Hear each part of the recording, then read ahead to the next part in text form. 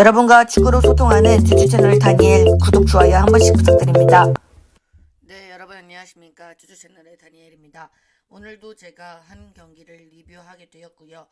보통 리뷰를 할 때 입중계 하이라이트와 같이 묶어서 하는데 오늘 경기는 할 말이 좀 많아서 입중계 하이라이트를 제외하고 리뷰만 진행을 할 예정이고, 이 경기를 는 바로 한국 대 브라질의 친선 경기입니다. 바로 어제 있었던 경기죠. 대한민국이 5대 0으로 무기력한 패배를 당하긴 했으나 어떤 점이 너무나도 아쉬웠는지에 대해서 오늘 같이 짚어보는 귀한 시간이 되길 바라는 마음에서 한국과 브라질의 경기를 준비를 했고요.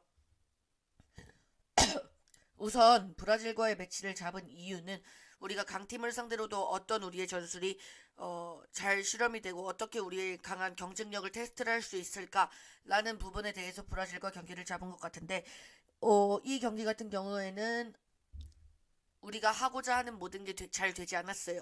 우선 우리의 전술이 실험된 것도 아니고요. 그렇다고 해서 수비력을 테스트했던 것도 아니고요. 강팀을 상대로 공격력을 테스트했던 것도 아니고요. 홍명보의 전술을 테스트한 것도 당연히 아니고요. 여러 가지 방면에서 우리가 얻어갈 수 있는 게 전혀 없었다라고 말씀을 드리고 싶어요. 이렇게 얻어가는 게 없을 때에는 브라질과 경기할 필요 없이 그냥 옆에 있는 일본 팀과 돈 조금 주고 아니면 우리가 일본에 가서 경기하는 게 더 나을 수도 있어요. 이 브라질과 돈을 많이 주고 브라질에 또 얻는 거 없이 이런 경기를 할 의미가 없다는 거죠, 제 말은. 그래서 우선 브라질과 우리의 차이점이라고 한다면, 죄송합니다. 잘못 났네요. 우리는 3백을 들고 나왔죠.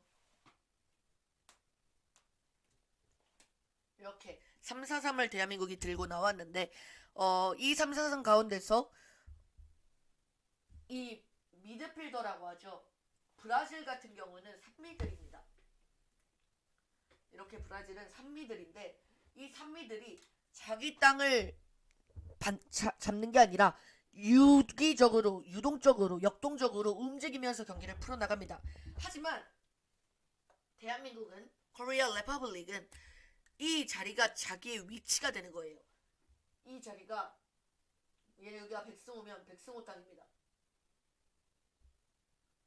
그래서 움직이는 반경이 이거예요. 이 위치가 백승호가 움직이는 반경이다라고 보시면 돼요. 하지만 브라질 팀의 예를 들어 카제미로가 움직이는 반경은, 얘가 카제미로라고 칩시다. 여기 이렇게 많은 위치를, 그러니까 다 이게 정확한 히트맵이라는 게 아니라 이렇게 많은 위치를 움직이면서 카제미루는 경기를 소화합니다. 이게 우리 대표팀과 카제미루가 속해 있는 브라질 대표팀과의 차이점이에요. 그리고 우리가 뒷공간 공격을 시도를 합니다. 뒷공간 공격을 시도를 하는데 뒷공간 공격이 멈추지 않습니다. 볼이 낮게, 만약에 이강인이 탈출을 했어요. 손흥민 눈 마주쳐서 뛰어. 볼이 낮으면 여기 있는 마갈량이스나 다 끊어요. 왜냐, 브라질 같은 경우는 또 발밑도 좋거든요. 잘 끊어요. 볼이 높으면 높이 날라오면 키퍼가 튀어나오겠죠. 타이밍이 안 맞으면. 그리고 뒤로 물으면서 수비를 하면, 여기서 제어를 하면 공격수가 한 명이면 손흥민 혼자면 우리가 골을 넣기가 굉장히 어렵습니다. 그럼 어떻게 경기를 풀어줘야 돼요? 붙어줘야 돼요. 손흥민을 도와주는 움직임이 굉장히 많아야 하는데 손흥민을 도와주는 움직임이 우선은 첫 번째로 없었고요. 두 번째는 손흥민을 도와주는 움직임이 있다 하더라도 숫자가 적기 때문에 브라질 선수들이 커버를 너무나도 잘 쳐줍니다. 그렇기 때문에 이 경기가 너무나도 어려운 경기가 되었던 건데, 자, 브라질이 예측 수비를 잘했죠. 그리고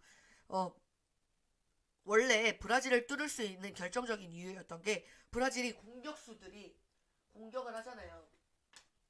만약에 끊겼어. 그러면 이 공격수들은 원래 수비를 잘 안 합니다.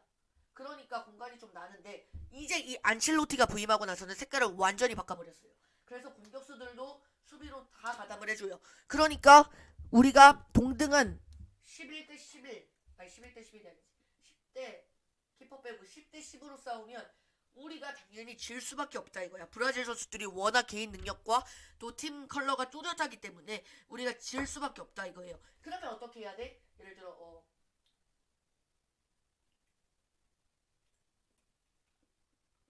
이런 식으로 우리가 더 많은 8대5 이런 식으로 공격 숫자가 더 많아져야 돼. 그러나 우리는 공격 숫자가 더 많을 수도 없는 명단을 쓰고 있고, 그리고 또 더군다나 브라질은 수비를 다 하기 때문에 숫자가 우리가 더 많을 수도 없고, 그리고 3-4-3이라는 전력상 사실 수비 강화 전력인데 수비가 강화된 것도 아니다 라는 말씀을 드려야 될 것 같습니다.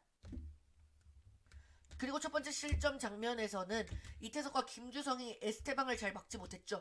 그 공 쪽에만 김주성, 이태석 선수의 시야가 가 있다 보니까 두 명 사이로 이 김주성과 이태석 사이로 침투하는 에스테방 선수를 놓치면서 골을 먹게 됐고, 두 번째는 호드리고의 개인 능력의 골이었어요. 여기서 호드리고 선수가 예를 들어 이게 우리나라 대표팀 수비진이라고 한다면 여기서 혼자 이렇게 해서 봐봤죠. 이 경기에서는 뭐가 문제냐면 이 득점에서는 우리 선수들이 호드리고에 대해서 바짝 붙지 않아요. 선수들에 대해서 바짝 붙지 않아요. 이게 너무나도 선수들을 무서워하는 거예요.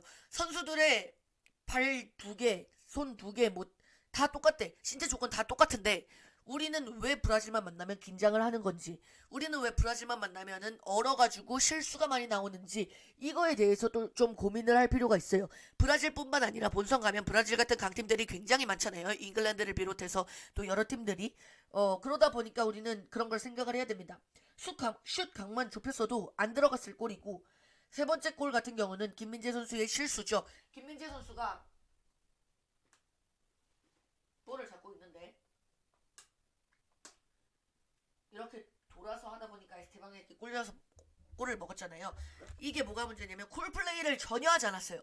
물론 제가 이 상황에서 콜플레이를 했는지 아니면 했는데 김민재가 못 들은 건지 안 했는지는 정확히 알 수 없으나, 이 장면에서 콜플레이를 크게 민재! 뒤에 에스테방! 이렇게만 이야기를 해줬어도, 얘네는 못 알아듣잖아 브라질 사람들은. 그렇게만 얘기를 해줬어도 이게 김민재가 이쪽으로 처리를 했던지 뭐 바깥으로 걷어냈던지 이렇게 우리가 안 먹을 수 있었을 골이었는데, 이 주변에서 뭐 조유민 선수나 이태석 선수, 뭐 김주성 선수가 콜플레이를 전혀 콜을 안 해줬기 때문에 이 골을 먹었다고 저는 생각을 해요. 그래서 만약에 서령우 선수나 그 위에 선수까지 갈 것도 없어요. 주변에 있는 이태석, 김주성, 조유민, 뭐 또 조현우 선수 이 중에 콜플레이를 해줬다면 김민재 선수가 충분히 안 먹을 수 있지 않았을까, 골을 실수하지 않지 않았을까 라는 말을 드리고 싶고요. 마지막 비니시우스의 골은 역습을 맞은 겁니다. 그냥 역습을 맞은 건데 여기서 빨리 백업하는 선수가 없다 보니까 수비수 혼자서 고전을 하잖아요. 그 혼자서 고전을 하면 아무도 그거를 막을 수가 없어요. 비니시우스가 워낙 죄송합니다. 개인 능력이 좋기 때문에. 그러면 우리는 수비수들이 정신을 차려야 되는데 전체적으로 오늘 경기에서 우리 수비수들이 정신을 못 차렸고, 손흥민이 침투를 했을 때 받쳐주는 선수도 안 되고, 수비하는데 체력을 다 쓰니까 뭐 공격도 안 되고, 3-4-3 시스템상 이재성, 이강인은 중원 쪽으로 안쪽으로 이렇게 들어오는 선수다 보니까 바깥쪽으로 돌파하는 선수가 있어야 되는데 측면 돌파도 아니고, 그렇다고 중원 파괴력도 아니고. 그래서 제가 말씀을 드리고 싶은 것은 오늘 이 매치를, 오늘 이 경기를 잡은 매치의 이유가 뭘까라는 걸 말씀을 드리고 싶습니다.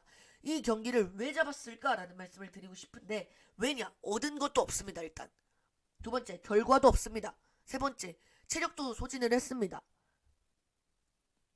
얻은 게 하나도 없어요. 우리가 지금 오늘 이번 브라질을 만나면서 하는 것은, 와 진짜 브라질은 너무사다, 와 브라질 대단하다, 이거 하고 있는데 왜 매년 브라질과 경기를 잡냐는 거예요. 제 말은.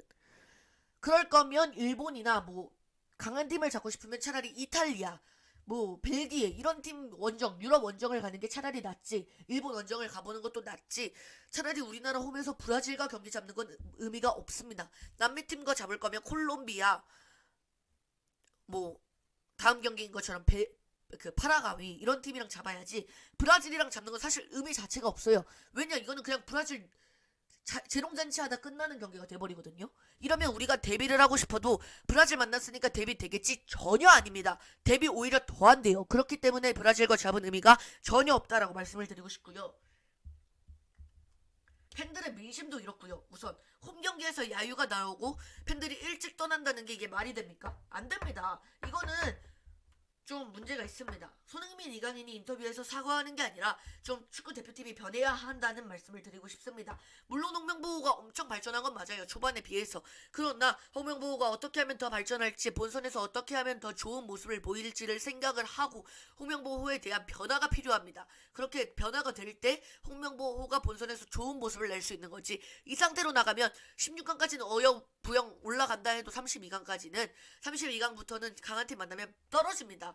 그렇기 때문에 홍명보가 생각을 할 필요가 있고요. 미국, 멕시코, 캐나다 등 중상위권은 이길 능력을 충분히 갖춘 홍명보호예요. 그러나 브라질 같은 팀을 본선에서 만나면 그냥 깨지기 때문에 3-4-3이 되는 경기와 4-2-3-1 우리가 잘하는 포지션으로 변경하는 경기를 나눠서 플레이를 해줘야 됩니다. 그렇게 경기를 여러 방향으로 준비해야지, 왜 이런 경기에서 안 되는 3-4-3을 고집하면 우리는 오히려 얻을 수 있는 게 더 적다는 말이죠. 본선에서는 결과가 중요하잖아요, 여러분.